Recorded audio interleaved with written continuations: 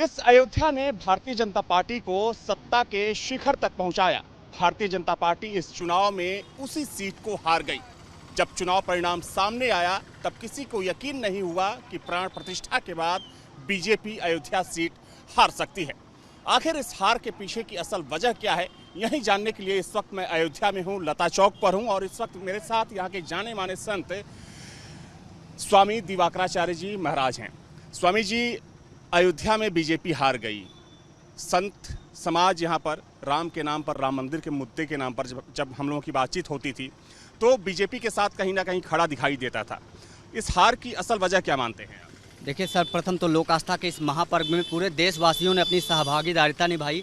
उसके लिए मैं संपूर्ण देशवासियों को माँ सीता का स्वरूप और प्रभु श्री राम का स्वरूप जान प्रणाम करता हूँ, नतमस्तक होकर प्रणाम करता हूँ। रही बात अयोध्या की, तो अयोध्या ने त्रेता काल से ही एक मंथरा को पाल के रखा है और भगवान श्री राम ने उस मंथरा को माँ बोलते थे। मंथरा ने अपनी सहभागीदारिता निभाई थी और भगवान राम को 14 वर्ष का वनवास हो गया था और ये निरंतर चलता रहा। माँ भगवती सीता के साथ भी हुआ। अयोध्या के ही कुछ जयचंदों ने, जो आज भी वो जयचंद अयोध्या में हैं और उनकी वजह से माँ भगवती सीता को भी वनवास जाना पड़ा था। तो ये पूर्व काल से ही चला आया है। अपितु भगवान राजा रामचंद्र थे, राम हैं और राम राजा रहेंगे अनंत काल तक। यहाँ अयोध्या ज़रूर भारतीय जनता पार्टी जो है सीट हार गई और इसके लिए पूरे देशवासियों में दुख है। न सिर्फ अयोध्या की जनता को बल्कि अयोध्या के साथ पूरे भारतवर्ष में, अयोध्या से कहीं ज़्यादा अयोध्या के अन्य लोकसभा सीटों, पूरे भारतवर्ष के अन्य लोकसभा सीटों के लोगों को बहुत तकलीफ है, बहुत कष्ट है। और साधु के लिए तो राम से बढ़कर तो कुछ होता ही नहीं है। राम सर्वस्व होते हैं। जनता का जो फैसला होता है वो भी तो सबसे ऊपर होता है। बिल्कुल, डेमोक्रेसी लोकतंत्र में जनता जनार्दन होती है और उसी जनार्दन का जनादेश मानकर यह स्वीकार्य किया जाता है। लेकिन फिर भी जिस अयोध्या के विधानसभा में आप खड़े हैं वहां से भारतीय जनता पार्टी सबसे बड़ी जो है पार्टी बनकर उभरी है और 4000 वोटों से अयोध्या विधानसभा ने उसे जीत दिलाया है। अपितु जो 3 विधानसभा अन्य विधानसभा थे, फिर चाहे वह मिल्कीपुर हो, अन्य और जो विधानसभा थे, वहाँ कहीं से 6000 कहीं 7000 वोटों से ये लीड नहीं कर पाए, हार गए। लेकिन अयोध्या ने जिताया है और ये प्रभु श्री राम जी की कृपा है। मैं पूरे अयोध्या के जनपद वासियों को, ये सब प्रभु श्री राम के ही स्वरूप हैं, इनको प्रणाम करना चाहिए। और अयोध्या के लिए जो सतत संघर्षरत रहे हमारे राष्ट्रवादी नेता आदरणीय प्रधानमंत्री श्री नरेंद्र मोदी जी से अपील भी है, साधुवाद भी है, धन्यवाद भी है। और हमारे उत्तर प्रदेश के माननीय मोदी जी से भी नम आँखों से और बहुत गमगीन भी हूँ, गला भर आता है ये सोच कर कि अयोध्या भाजपा हार गई। अयोध्या नहीं हारा है भाजपा ने, बल्कि अयोध्या पूरे भारत में अगर भाजपा हार जाती तो कोई बात नहीं, अयोध्या जीती तो पूरा भारत जय श्री राम कहता। पर आज जो अयोध्या पे उंगली उठ रही है ना, वो अयोध्या हारने की वजह से है। आज लग रहा है कि अयोध्या वासियों ने फिर से वो त्रेता लौटा दिया जब माँ सीता को वनवास कर दिया था, प्रभु श्री राम को 14 वर्ष का वनवास कर दिया था।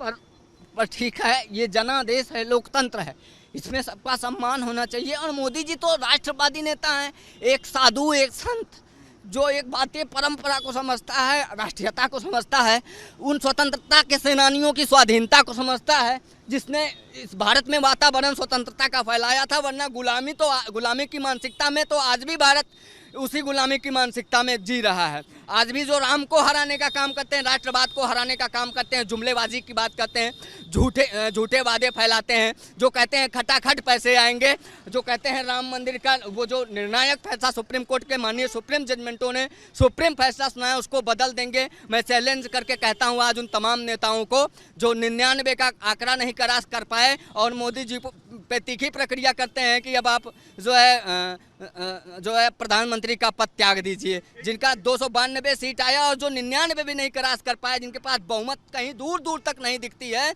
जिनको देश ने 10 को पहले नकार दिया, जिनका कोई अस्तित्व और कोई स्तर नहीं रहा, आज वह लोग कह रहे हैं, अंग्रेजन मैम कह रही हैं, उनके सुपुत्र जी कह रहे हैं, जिनका खुद का कोई अता लता पता नहीं है, वो जातीय जनगणना कराने की बात करते हैं। मैं निवेदन करना चाहता हूँ, अयोध्या की धरती से मत दिवाकराचार्य महाराज कि आप पहले अपना जातीय सर्टिफिकेट जारी करिए और भारत के जन जन को बताइए कि आप क्या जाति है। जातीय जनगणना हम तब स्वीकार कर लेंगे। आप तमाम लोग जो नेता जातीय जनगणना की जाति की बात की, कहा जा रहा है कि इस चुनाव में अयोध्या जो सीट हारी है भारतीय जनता पार्टी, उसके पीछे कहीं ना कहीं एक कास्ट फैक्टर ने भी काम किया और वो भी एक प्रमुख वजह है। क्या आपको भी लगता है कि जातीय समीकरण की वजह से भी बीजेपी की यहाँ पर हार हुई है? देखिए, जब हमारा प्रत्याशी जर्जर अवस्था में पहुंच जाए तो जो भारतीय जनता पार्टी या किसी भी पार्टी का जो आला कमान है उसे समझना चाहिए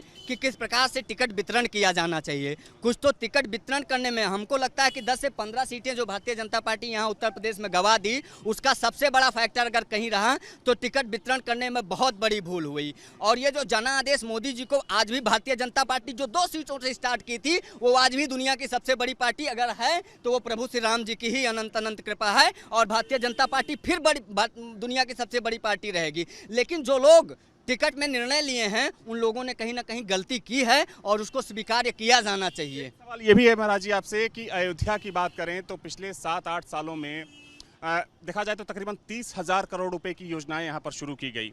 उसके बावजूद भी अगर बीजेपी हारती है तो क्या माना जाए कि ये जो योजनाएं शुरू हुई हैं या जिस लता चौक पर हम लोग खड़े हैं, जिसका निर्माण किया गया है, कहीं ना कहीं ये लोगों को उतना पसंद नहीं आया जितना पसंद आना चाहिए? देखिए, आज हमारे परम पूज्य मुख्यमंत्री श्रीमंत गोरक्षनाथ पीठाधीश्वर आदित्यनाथ योगी जी महाराज जी का जन्म दिवस भी है।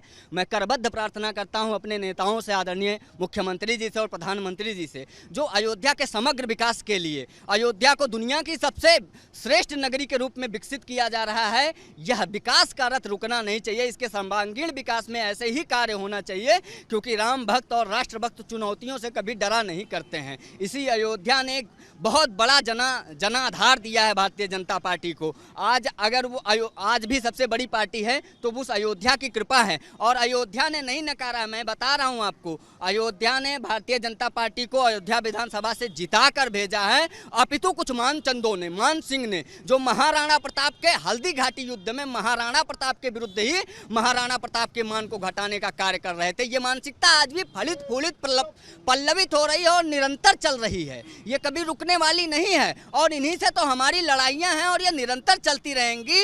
अभी तो रामलला की झांकी है, काशी मथुरा बाकी है और ये विकास का रथ रुकना नहीं चाहिए। सर्वांगीण विकास, जैसा कि आपने बताया कि 30 लाख करोड़ रुपए की परियोजना यहाँ 30,000 करोड़ रुपए की परियोजना यहाँ संचालित हो रही है अयोध्या के समग्र विकास के लिए। ये निरंतर चलेगी। ये मुझे अपने माननीय मुख्यमंत्री जी पर विश्वास है, ये उपेक्षित नहीं रखी जाएगी और जैसे हमारे मुख्यमंत्री जी अयोध्या में आते थे उसी प्रकार से आएंगे, क्योंकि हमारे प्रभु श्री राम ने मंथरा को भी मां कहा था, ठीक है। और हमारे श्री राम ने अयोध्या के जनमानस के जनादेश को भी स्वीकार किया था। भगवती जगदम्बा ने अग्नि परीक्षा भी दी थी और वनवास भी स्वीकार किया था। फिर भी राम ने कभी अवधवासियों को नहीं छोड़ा था। हमारे मुख्यमंत्री जी भी नहीं छोड़ेंगे, अयोध्या का भी त्याग नहीं करेंगे। ये अयोध्या अपितु और विकसित की जाएगी और भी सुंदर की जाएगी। मूंग दर देंगे उन लोगों के छाती पे चढ़ के जो लोग कहते हैं कि भारतीय जनता पार्टी अयोध्या से हार गई, अब कोई काम नहीं होगा। जिनकी मानसिकता है ना, उसको